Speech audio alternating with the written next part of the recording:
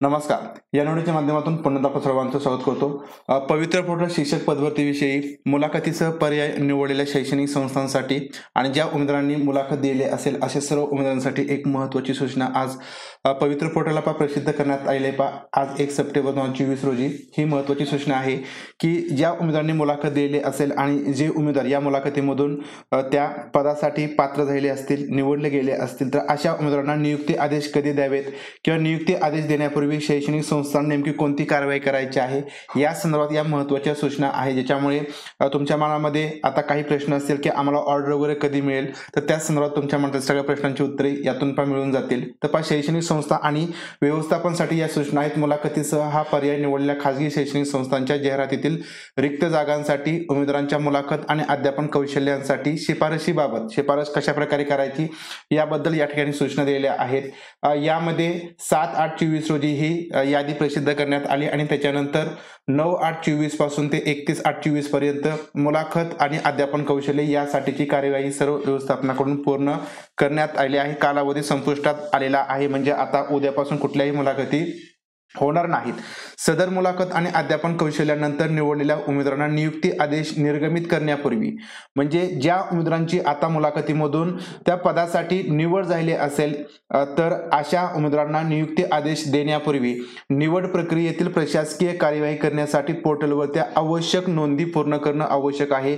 या आवश्यक नोंदी संस्थेने करायच्या आहेत. यासाठी शैक्षणिक संस्था किंवा व्यवस्थापना स्तरावरील मुलाखत आणि अध्यापन कौशल्यानंतर पोर्टलवरती गुणदान करणं, निवड प्रतीक्षा दिन इत्यादी आवश्यक नोंदी करण्यासाठी 7/9/24 पर्यंत पोर्टलवरती सुविधा देण्यात आलेली आहे.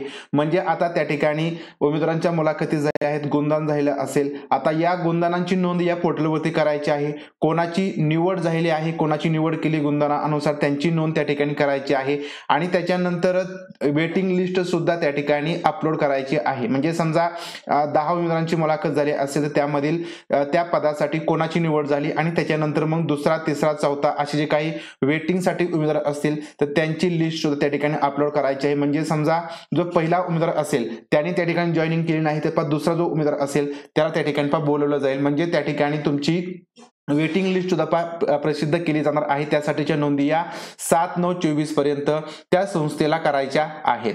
आता नियुक्ती आदेश कधी मिळतील तर पवित्र पोर्टलवरील निवड प्रक्रियेची पूर्ण माहिती नोंदी केल्यानंतरच, म्हणजे आता ही जी काही नोंद सगळ्यात महत्वाची असणार आहे, या नोंदी झाल्यानंतरच निवड केलेल्या उमेदवारांना संस्था स्तरावरून प्रत्यक्ष नियुक्ती आदेश निर्गमित करता येतील. म्हणजे संस्थांना अप्रत्यक्षरित्या म्हणजे परस्पर त्या ठिकाणी नियुक्ती आदेश देता येणार नाही जोपर्यंत ती संस्था ज्या उमेदवाराची निवड केली आहे त्या उमेदवार किती गुणदान झालं तर अशा उमेदवारांची निवड सूची, त्यानंतर प्रतीक्षा दिन म्हणजे वेटिंग लिस्ट आणि त्यांचं गुण, तर ही माहिती नोंदवल्यानंतरच त्या ठिकाणी अशा उमेदवारांना 7/9/24 नंतर जी ऑर्डर आहे ती दिली जाणार आहे. तोपर्यंत कोणत्याही उमेदवाराला ऑर्डर देता येणार नाही. मुलाखतीसह या प्रकारातील मुलाखत आणि अध्यापन कौशल्य यासाठीच्या नोंदी दिनांक 7/9/24 नंतर व्यवस्थापन स्तरावरून करता येणार नाहीत. म्हणजे 7/9/24च्या आधीच या सर्व संस्थांना ज्या उमेदवारांची निवड केली असेल तर त्या उमेदवारांची यादी आणि वेटिंग लिस्ट आणि गुणदान, तर ही सगळी माहिती भरायची आहे आणि त्याच्यानंतरच मग यादी डिक्लेअर होईल आणि नंतर मग ऑर्डर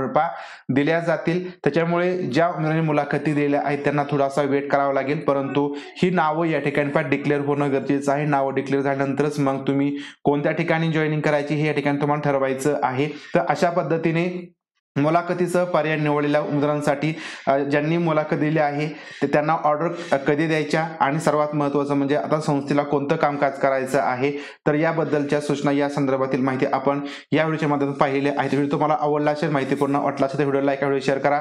भेटूया अशा प्रकारच्या नवीन माहितीपूर्ण व्हिडिओच्या माध्यमातून. तोपर्यंत धन्यवाद.